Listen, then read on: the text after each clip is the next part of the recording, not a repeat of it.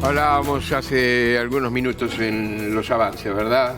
Un episodio que conmovió a nuestro país, que realmente se convirtió en noticia incluso internacional, que provocó algunas dudas al respecto. Ahora vamos a ver qué es lo que se sabe específicamente. Hay pistas más o menos de qué fue lo que ocurrió, ¿verdad? Pero creo que no hay conclusiones. Pero para saber realmente qué sucedió y fundamentalmente también para saber cómo actuar en estos casos y cómo prevenirlos, porque se habla mucho, y me mandaste un material muy interesante, Camila, donde el entrevistado decía que se hablaba mucho de lo que hacer después que ocurre unas circunstancias de estas, y no antes, es decir, prevenir que no ocurra, que es lo más importante, ¿no? Desde la Asociación de Prevencionistas, ¿no? La cultura también de la prevención y de cómo todavía podemos trabajar en ese sentido y qué es lo que se precisa. Exacto. Estamos recibiendo al arquitecto Marcos Lowenstein, especialista en estructuras. ¿Qué es esto de especialista en estructuras? Soy asesor en estructuras. Yo ayudo a los colegas a deslindarse de la responsabilidad sobre la estabilidad de los edificios. La estabilidad de los edificios, nada menos. Calcula las estructuras, ¿no? Sí, claro. Y el edificio más alto que ha trabajado aquí en nuestro país, ¿cuál ha sido? ¿Cuántos pisos? No, 11. 11 pisos. 11. Somos un país de alturas acotadas. Sí, exactamente. Excepcionalmente más. Y estamos recibiendo también al oficial principal Simón Burlón, subjefe de Relaciones Públicas y Prensa de Bomberos. Un departamento, buenas noches. Un departamento que trabajó intensamente a lo largo de esas jornadas. Bueno, queda mucho todavía, ¿no? Porque todavía no hay una respuesta. ¿Qué pasa que se demora esa respuesta de qué fue lo que sucedió realmente? Bueno, el trabajo de la investigación de la pericia es un trabajo delicado que lleva su tiempo. Los investigadores del momento que sucedió la explosión estaban en el lugar, que es importante eso, estar en el momento que sucede. Y bueno, debido a que la seguridad no era garantizada en ese momento, no se podía ingresar, tuvieron que esperar, accedieron hasta cierto lugar, no se podía avanzar en la losa porque había riesgo. Claro. Luego de que los técnicos de la Intendencia, ingenieros y arquitectos trabajaron en el lugar y se podía ingresar, sí, ingresaron, y después hicieron nuevas inspecciones durante toda la jornada, durante el fin de semana. También tomaron declaraciones a las personas que podían. Y durante esta semana también continuaron tomando declaraciones, tomando testimonio. Así que demora unos días más. Sí, demora unos días más. Si bien hay algunos indicios, algunas hipótesis, todavía resta analizar, por ejemplo, videos de cámara de seguridad, claro. Indagar a los que vivían en ese apartamento donde fue la explosión. Y bien, pensamos que en las próximas horas, próximos días, tendremos alguna conclusión. ¿Sorprendió que ocurriera algo así? Y en realidad, en la experiencia de algunos bomberos más veteranos, si bien atendemos explosión de ambiente, por lo general los daños no son tan grandes como... Más bien la sorpresa fue por el potencial de daño que tuvo esta explosión. Sí, uno tiene que recordar hechos similares, tal vez el incendio de UTE, ¿no? Algo por el estilo. ¿A usted lo sorprendió, Lowenstein? Yo creo que hay algo también, pero no es mi campo, ¿no? Pero de que actualmente la normativa de gas, si una instalación de gas bien hecha, ajustada a toda la normativa, es bastante segura. Creo que hay un tema de que la normativa última también es posterior a muchos edificios. Y capaz que hay edificios que no se han adaptado, porque generalmente se prevé una ventilación, ¿verdad?, inferior o superior para que haya un recambio y que la concentración de gas no sea tan grande como para que pueda producirse una explosión. Es peligroso el gas, ¿eh? Sí, si no se toma, los recaudos. Es la hipótesis más probable que se maneja hasta el momento, que haya sido la fuga de gas. Sí, por ahora se mantiene la hipótesis que tiene más fuerza, es vinculada a que hubo una acumulación de gas en el ambiente y bueno, después la explosión.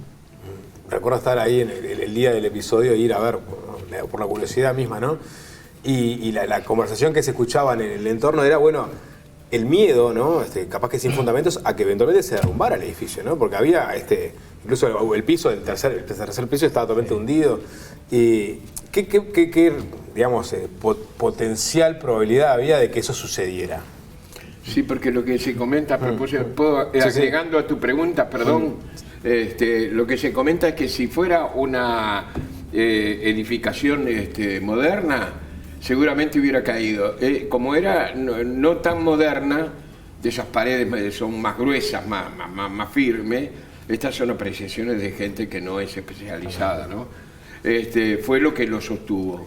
Bueno, yo creo que sí, que el tipo de construcción, el sistema constructivo, digo, en este caso era hormigón armado, creo que el hormigón armado tiene algunas ventajas sobre otro tipo de estructuras, ¿no?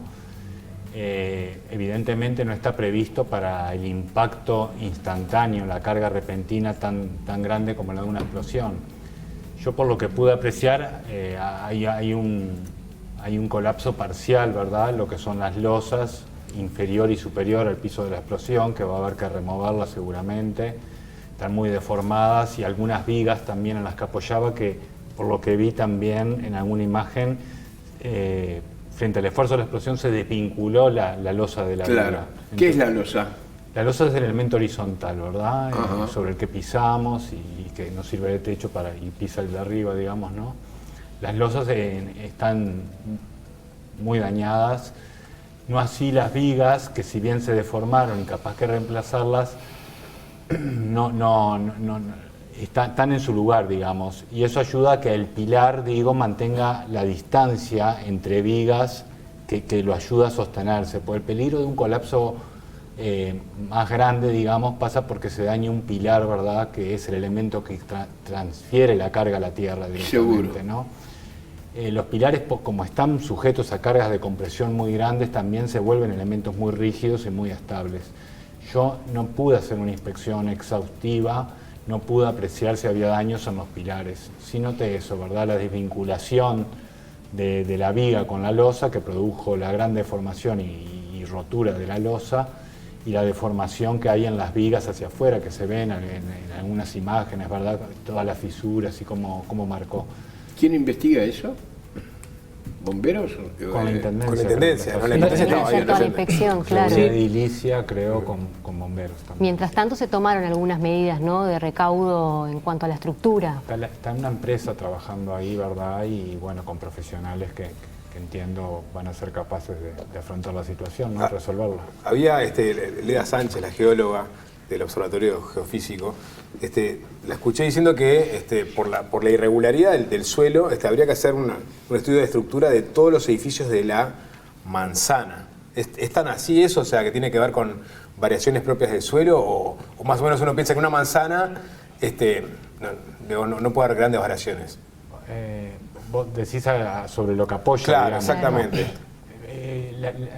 Si está apoyado en la roca, siempre hay un cristalino en la roca, siempre aparece abajo a distintas profundidades. Generalmente en esa zona no es muy lejana, es probable que haya un sistema de fundación directa con patines o con pilotes, pero trabajando sobre la roca de punta. La roca es un poco como cuando vos vas a Punta del Diablo y ves rocas acá, ves rocas más abajo. Cuando llegas al cristalino nunca es uniforme tampoco. Generalmente en un predio acotado no hay grandes diferencias. Ahí está. Se veía la afectación hacia el frente del edificio, pero también ahí las imágenes, ¿no?, hacia el fondo. ¿Eso fue por la característica de la explosión? Lo peor creo que fue en el fondo. Sí, Sí, en realidad, por lo que pudimos observar, los mayores daños fueron en la parte posterior y no hacia la fachada. O sea, lo que se ve en la fachada, si bien eran daños importantes, el mayor potencial de daño fue hacia la parte posterior, hacia el contrafrente del edificio. ¿Se sabe la velocidad que adquiere, digamos, el aire, el impulso en un caso así? No sabría decirlo exactamente, pero digamos, por ejemplo, la losa de techo del ambiente donde explotó tiene una carga, ¿verdad?, entre peso propio, mobiliario, que debe rondar los 400 kilos fácilmente por metro cuadrado.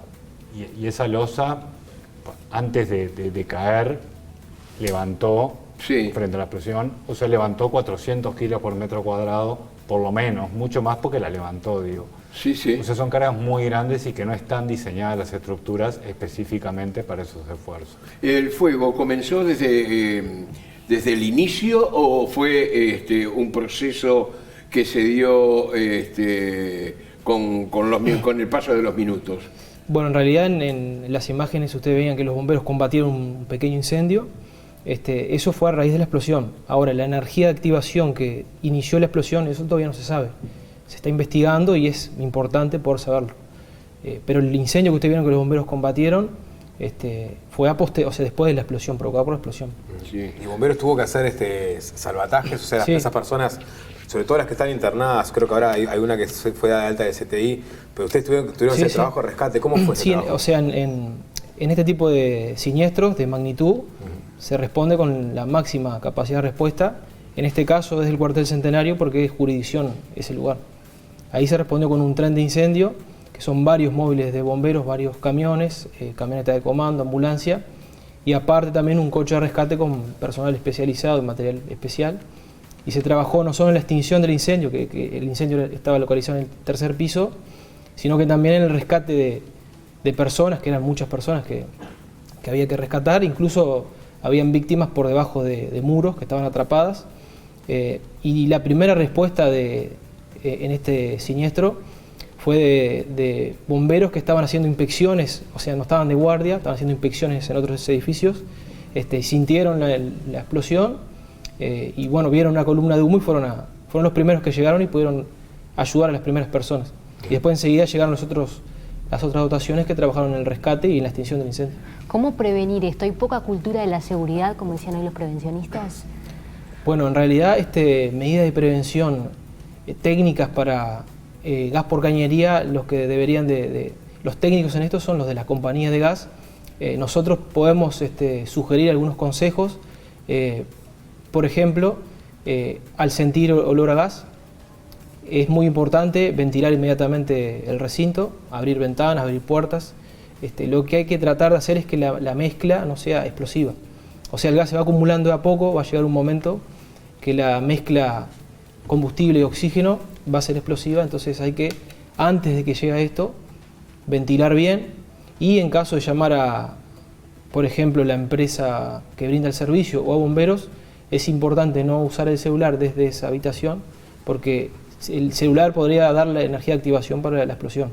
Ese es un detalle importantísimo. Sí. Sí. Es decir, que hay que alejarse del Exactamente. escenario. Al sentir olor a gas, detectar que hay una fuga, ver de dónde puede ser, si se puede cerrar la llave, cerrar. Sí. Pero si se va a llamar o algún servicio de emergencia o un servicio técnico, hay que salir del recinto y hacer la llamada afuera. Cualquier energía puede ser capaz de... Sí, en las estaciones de servicio hay algunas estaciones de servicio que piden que en el momento de cargar la nafta no se hable a través del celular. Me desvío un minutito, si ustedes me permiten, a propósito de las explosiones, ¿verdad? Que tú decías, en este caso, concretamente estamos hablando de un gas que está instalado directamente. Pero en el otro gas que, por ejemplo, mucha gente utiliza, en las llamadas bombonas, ¿no? Sí. Garrafas grandes. Se aconseja siempre, o por lo menos lo escuché en alguna oportunidad, me corrijo si tengo que corregirme, se aconseja que si se mantiene prendido, por ejemplo, en la noche, especialmente en la noche, pero también en el día, pero pensemos en la noche fundamentalmente, que es más peligroso, dejar abierto siempre un edificio que entre oxígeno desde el exterior. ¿Es así? Sí, es una recomendación importante también que nosotros siempre hacemos, y más en esta época de frío, con los elementos de calefacción. Los que tienen llama al descubierto, como estufa gas, o también estufa leña con leña, estos elementos consumen oxígeno y eventualmente pueden llegar a generar algún tipo de gas nocivo, como el monóxido de carbono, que es tóxico. Entonces la leña también. Sí, o sea, no es en todos los casos, pero puede llegar a... Y la estufa gas también en alguna combustión incompleta puede llegar a generar este gas. Lo que sí es seguro que consumen oxígeno, entonces hay que dejar una banderola un resquicio, ¿no? tampoco es necesario una ventana toda abierta, pero un poquito, una banderola abierta, que garantice de que el aire en ese recinto se va renovando y no voy a tener una concentración letal. Gracias. Detectores de gas, a veces se piensa que es costoso, ¿no? El tema de las habilitaciones y de contar con todos los implementos, pero ¿qué es importante o qué es básico tener? Bueno, en realidad por parte de bomberos, competencia nuestra es los elementos de protección contra incendio. Hay cosas que son obligatorias, que están relacionadas con esto. Ahora, detectores de gas no son obligatorias para la habilitación de bomberos, y tampoco tenemos dispositivos homologados, que también es importante. Pero si está en la libertad de las personas y suma la seguridad de poder contar con detectores de gas, que si bien tienen un odorizante, un aditivo para poder detectarlos, con un detector, bueno, suma porque me va a avisar. Como en las imágenes que estamos viendo, se nota claramente como bueno, el edificio principal, el de la explosión, bueno, quedó totalmente dañado. Y después es irregular el daño que sufrieron los otros edificios, ¿no? Algunos que no están pegados incluso están más dañados que otros que estaban pegados. ¿Eso a qué se debe? Yo no hice una inspección en todo el lugar, pero por lo que vi sí, los vidrios obviamente fueron los primeros que reventaron, ¿no? Eso es porque, claro, una explosión hay movimiento del aire tan violento que genera la ruptura del vidrio, también por el sonido incluso. Pero después digo que elementos muy lejanos hayan sido dañados y otros más cercanos, digo, dependerá de la estabilidad y rigidez de cada propio elemento, ¿no?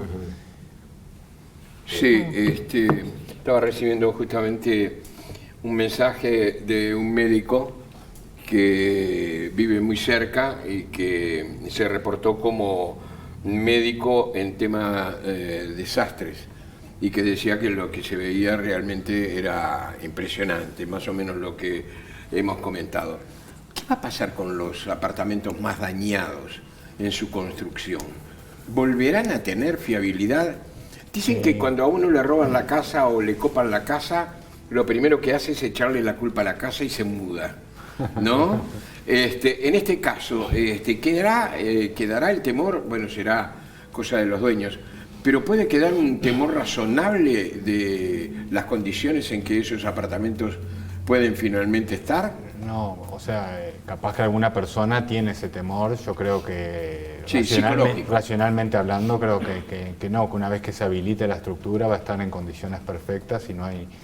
También las estructuras son muy nobles, quiero decir, estos son esfuerzos no previstos, en construcciones, por ejemplo, en lugares donde hay sismo, los daños probablemente hubieran sido menores, pues los anclajes que se dan entre los elementos son un poco más rígidos y todo. De todas maneras, digo, esta estructura, o sea, una vez que se habilite va a estar como el primer día de confiabilidad. También cuando se calcula uno minora la resistencia de los materiales, aumenta las cargas, es decir, toma medidas de seguridad para estar siempre un paso más del lado de la seguridad y no al límite, ¿no? Entonces las estructuras siempre tienen una capacidad resiliente, ¿no? Para resistir esfuerzos no previstos. Se trabajó a temperaturas altísimas, ¿no? Sí, en realidad después de la explosión... ¿O el polvo fue lo peor? No, en realidad después de la explosión, el incendio que estaba generado no era de proporciones, era pequeño y pudo ser controlado rápidamente. De todas formas, el riesgo al cual los bomberos estuvieron expuestos había que considerarlo porque bueno, la estructura no era segura, estaban trabajando sobre la losa a altura, la baranda de protección o las rejas habían sido proyectadas, entonces el trabajo era complejo. La temperatura no era tanto, pero sí el trabajo del bombero en la extinción del incendio en un piso que no se sabía si podía soportar o no. También había personas víctimas que estaban pidiendo auxilio y bueno, los otros bomberos tuvieron que dividirse el trabajo, en paralelo trabajar en el incendio y rescatar gente. Dicen que los chilenos y los mexicanos son los campeones en nuestro continente, digamos, por la experiencia concreta. En 2017 fue un seminario de evaluación de estructuras post-desastre. Sí. Y como vos decís, los chilenos y los japoneses también. Sí, digo, ¿no? Los japoneses también, sí. están muy en eso por el tema de los sismos. Incluso la ayuda de los animales, de los perros y todo eso. Estamos en condiciones en el departamento, no solamente de bomberos, pero en este caso hablamos de bomberos, de enfrentar una situación extrema de esta naturaleza. Sí, tenemos personal capacitado. viajan al exterior, se capacitan en búsqueda y rescate en estructuras colapsadas. Tenemos personal con conocimiento, herramientas. Es lógico que seguimos formándonos y adquiriendo material para mejorar, pero estamos preparados. Va a llevar unos días más, ya lo decía, ¿no? La investigación, ¿cuándo Sí. se puede llegar a conocer? Sí, no, como les comentaba, hasta hace unos minutos el equipo de pericias estaba movilizándose para poder recabar información, tomando declaraciones, y, o sea, siguen todos los días en estudio y pensamos que en las próximas horas va a haber una conclusión. ¿Las compañías de seguros tienen sus propias pericias o se basan en la de bomberos? Pensamos que sí, que tienen su propia... si bien piden información que es de bomberos, que es la información oficial, pensamos que tendrán sus propios investigadores para cotejar después. Sí, hoy hubo un comunicado de la compañía uruguaya del gas, ¿no? Que estaba estableciendo precisamente que se estaba trabajando en eso. No sé si será el informe definitivo, pero se estaba tratando de establecer las razones por las cuales había ocurrido lo que ocurrió. Sí, Claro. los primeros en llegar fueron, si no me equivoco, personal de emergencia móvil, ¿no? De una emergencia móvil. Que estaba cerca. Que tuvieron que actuar así medio a como pudieran, ¿no? En realidad no sé quiénes fueron los primeros en llegar, pero por las imágenes que pude ver, un móvil policial también llegó muy rápido. Los móviles policiales están en patrulla por toda la ciudad. Y bueno, cuando se alertó bomberos, toda la respuesta de este tren de incendio que les dije que está compuesto por varios coches, salió desde el cuartel Centenario, entonces llegó a los pocos minutos después. De todas formas, habían bomberos que estaban en otra actividad, como les comenté, que fueron las que hicieron los primeros trabajos, y bueno, y corroboraron el tipo de emergencia a nuestra central para que fuera despachando todos los apoyos que fueron necesarios después. Las personas, Sí. las personas que quieren ir a buscar sus pertenencias post accidente, ¿cómo hacen? ¿Con la ayuda de los bomberos? Sí, bueno, en ese momento, al principio es lógico, era una zona de exclusión, nadie podría acercarse. A medida que fue progresando en la inspección y había arquitectos y técnicos, las personas fueron accediendo a su apartamento acompañadas por un bombero, pero sacando algún objeto de primera necesidad. Después que bomberos entregó la cena, bueno, ahí ya no sabemos bien el detalle, pero entendemos de que de forma paulatina fueron accediendo para poder sacar todos los enseres necesarios, ropa, alguna cosa. Las pérdidas fueron totales en varios departamentos. ¿Tienen una pista de en cuántos pisos fueron afectados, así con esa intensidad? Por lo que pudimos observar, bueno, donde fue el epicentro de la explosión, en el piso 3, ahí la destrucción fue total, y después los más afectados fueron los niveles para abajo. Por ejemplo, el último piso, del piso 10, solamente se observó que el daño fue en la puerta principal, por la caja de escaleras, y también en los vidrios. Claro. O sea que los daños mayores fueron en la parte inferior. Claro, Lowenstein, un último comentario a propósito de todo esto. Que yo haga un... Sí. Bien. Lo dejo a su criterio. No, nada respecto al caso particular esto, que yo creo que más allá de la presencia de gas o no, que siempre es fundamental, hasta por cuestiones de salud y todo, ventilar las habitaciones aún en invierno, por lo menos 15 minutos al día. Hay que ventilar. Yo creo que sí, hasta por salud. Por más allá salud, exactamente, sí. Entonces en invierno capaz que un poco menos, pero por lo menos 15 minutos ventilar, siempre es bueno en todo sentido. ¿Y fiscalizar más? Sí, sería bueno, sin duda. No sé, yo ya te digo, a veces es difícil que en edificios muy antiguos, ¿verdad?, poder actualizar las medidas, incluso desde el punto de vista de protección contra incendio, ¿verdad? Hay requerimientos que se piden ahora que es muy difícil lograrlos en construcciones más antiguas, ¿verdad? Y bueno, fiscalizar puede ser una manera y buscar alternativas para poder dar márgenes de seguridad y prevención en casos que no se pueda lograr lo que normalmente se aconseja, ¿no? Ahí está. Está todo dicho. Tenemos que esperar. Hay que esperar. ¿Cuántos días aproximadamente? Y no tenemos un plazo determinado, pero como le dije, vemos que los compañeros de investigadores están todos los días trabajando y pensamos que en esta semana o en los próximos días tendremos una conclusión. Burlón, Lowenstein, gracias por estar esta noche con nosotros. Gracias por la invitación. Muchas realmente gracias. Escucharles. Aprendimos alguna cosa, ¿no? Sí, qué importante, bueno, estar atentos, ¿no? Eso que decíamos, prevenir y bueno, evitar que esto suceda. Sí, sí, por supuesto. Y recuerden eso del resquicio, aunque sea muy pequeño, ¿verdad?